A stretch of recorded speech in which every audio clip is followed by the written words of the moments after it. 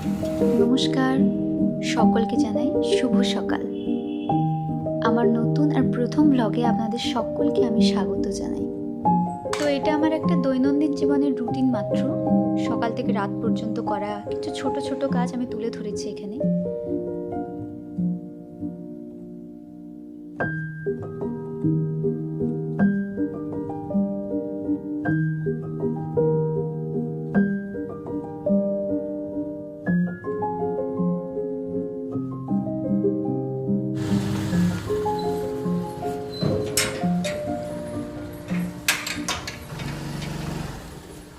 এখন ব্যাঙ্গালোরে এরকম জানি না এবছর কেন এত ঠান্ডা পড়েছে। তো গত 4 বছর আমি এমন ঠান্ডা কখনো পড়তে দেখিনি বা অনুভবও করিনি।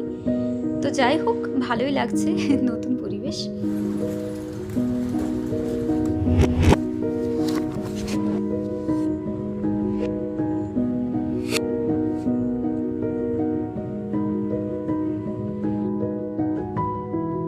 তো এখন একটু চা বানাবো।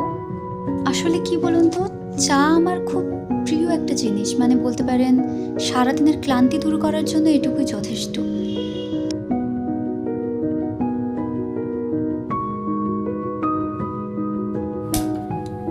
তো চলুন এবার রাতের রান্নাটাও সেরে ফেলাই যাক।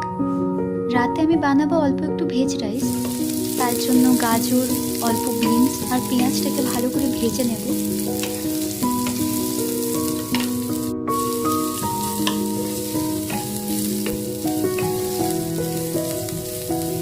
এইগুলো ভাজা হতে হতে দেখুন আমার এদিকে ভাতটাও হয়ে গেছে।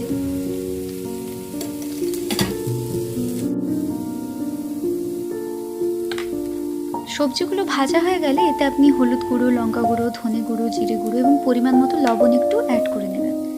সাথে একটু জলও দিতে হবে, কেননা এই মশলাটা খুবই শুকনো শুকনো হয়। তো এটা কষানো খুব একটা সহজ হয় না জল ছাড়া, তাই আমি একটু অল্প জল দিয়ে দিয়েছি।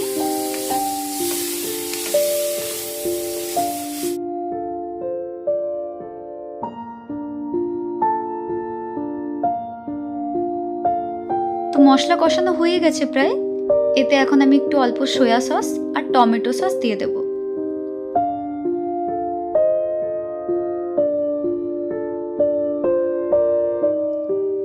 এবার এতে আপনি আপনার পরিমাণ মতো ভাত অ্যাড করুন।